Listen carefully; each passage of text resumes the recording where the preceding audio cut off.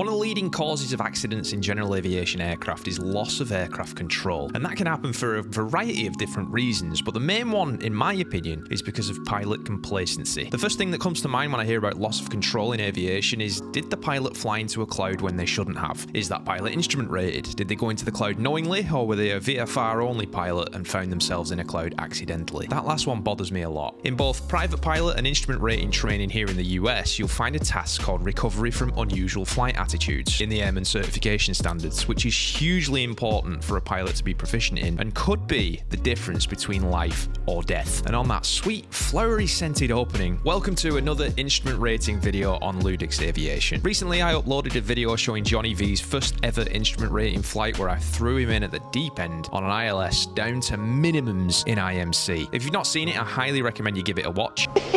Oh my, wow, that was amazing.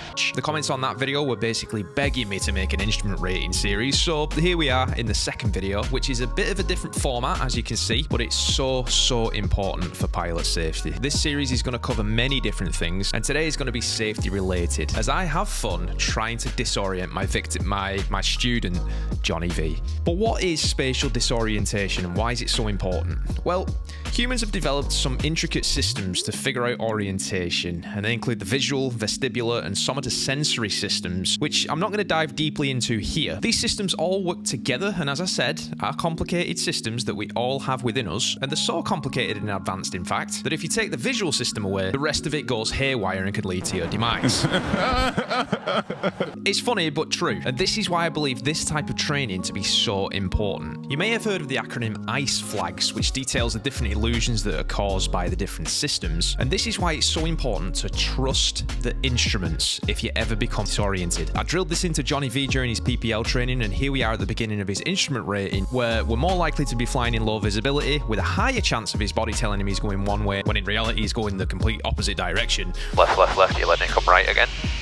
Oh, what am I doing? Yeah, it's body signals, that's all it is.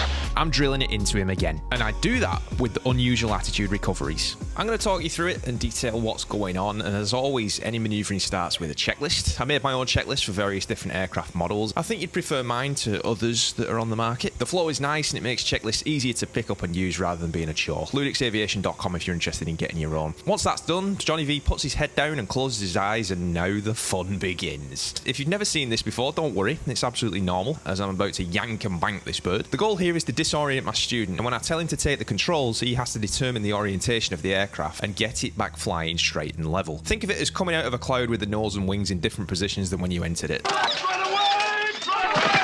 Scary, I know. This first one is nose low and banking to the left, and the technique here involves reducing as much of the load as possible before pulling the nose up. The procedure is to reduce power, level the wings, and raise the nose. It's very easy to get lost in the sauce, so to speak, when we're doing this, and Johnny V initially went to increase the power as he opened his eyes and reacted. It's important to give yourself a second or two to assess what the instruments are telling you and ignore those body signals that are trying to steer you wrong. He did a nice job of it, and trust me, it's not easy. Now, the manoeuvre's not finished until the aircraft is straight and level and stabilised. That means no climbing, no descending. I wait for my students to tell me that they're stable before taking back controls and having some more fun. But this time, before yanking and banking, I play a little game with Johnny V. I tell him to put his head down, close his eyes again, and I roll into a bank to the right and hold it for a short amount of time and ask him how he thinks the aircraft is oriented. He said that he felt we were level but banking to the left. And with us banking to the right, this is a huge lesson that your body signals are not to be trusted. And if there's anything you take away from this video, it's probably just that. Trust your instruments in the soup. So here we go again, and I'm going to give him another nose low and bank to the left, just to see that you can sort out that power situation from the previous one. You can see that when Johnny V takes controls, the descent rate is very, very high. But this was a very nice recovery.